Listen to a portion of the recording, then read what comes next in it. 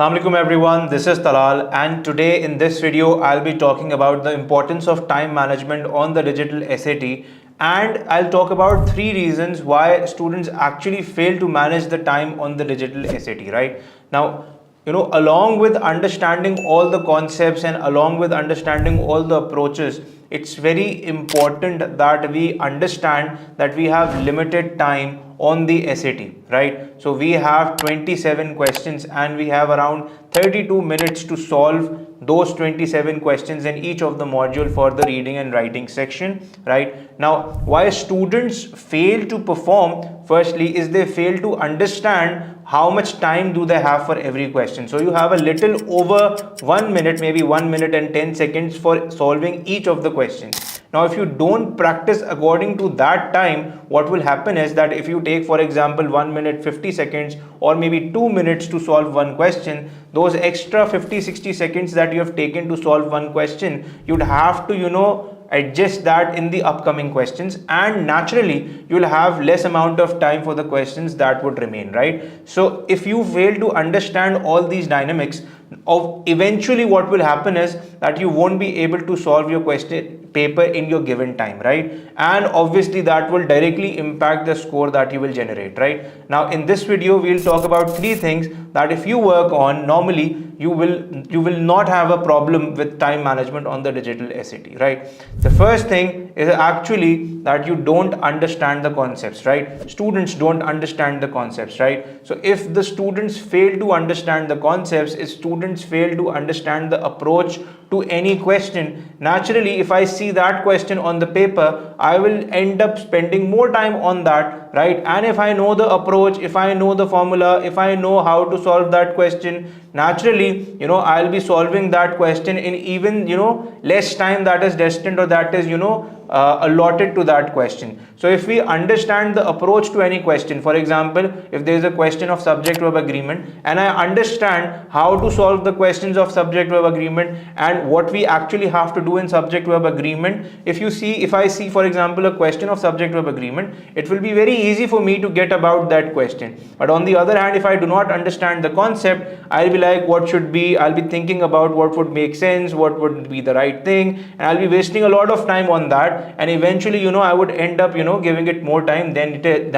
is destined for it, right? Or than is allotted for it, right? So that will be a problem. So if you understand the approaches and if you understand the concept of every question or the concept that is required for every question, you will end up doing all those questions in time. So that is very important that you do that. Now the second problems that the students normally have is the lack of practice, right? So even after understanding the concept, if you do not understand how to apply those concepts on every questions within the time that you are allotted with, obviously you will falter and you will fail to complete the entire module and the entire test in the long run in the given time that is allotted, right? And how would you get that? How would you understand that? That can only happen if you practice the tests, if you practice those questions continuously on a daily basis. If you do that, then only you will understand how can you solve that question in the given time that you have, right? So if there is a lack of practice, if you're not doing it consistently, if you're not solving the practice test, if you're not going through those questions on a daily basis, if you're not analyzing the mistakes that you are making and working on them, if you're not doing all of this on a daily basis, naturally you will feel like you cannot solve the questions in the given time, and that pressure would translate onto the questions that follow, right? And eventually you will have a bad test and you will have a bad score, or you will have a low score, and you would never understand why you are getting a low score even after understanding every topic that you have done, right? So that is a problem, and you have to understand and work on it, and that will only happen if you do those questions or practice those questions every day, right? Now the third problem that normally most students have is that they fail to manage the test pressure, right? So there are a lot of things that go along with understanding the test, right? That is the environment of the test, right? When you go for the test day, you see a lot of students over there, you feel that pressure. There is a pressure of exam environment, right? You can remember the first time you gave your O levels or maybe A levels, or the first time you gave your high school exams. There is a difference between the time where you gave those exams the first time and the 10th time that you are giving those exams. That is why, that is the reason for that, is that you start absorbing the test pressure, and once you start doing that, it naturally becomes easier with time, right? So when you are giving it, especially for the first time, it is the exam pressure that will make it difficult for you, right? So you have to keep your nerves calm. You have to make sure that you have everything in order. You have to make sure that you have practiced enough so that you are confident on the test day. You have to make sure that you do those exercises that can keep you calm, for example, deep breathing and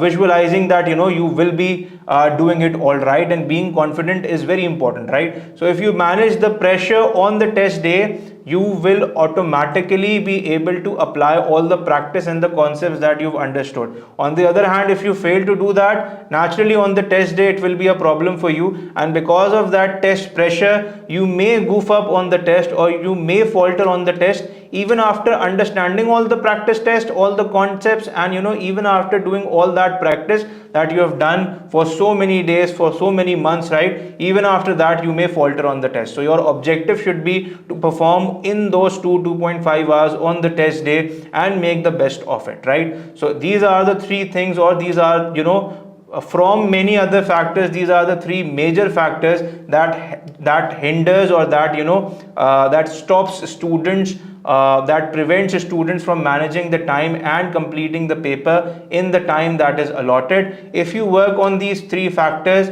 if you understand all the concepts, if you practice on a daily basis, if you end up managing the test pressure, eventually you will feel like, and you'll see that your score will improve, and you will have a score that you need for your desired university all over the world, wherever you want to go. I hope this video helped you. This was Talal Hussain signing off. Thank you so much.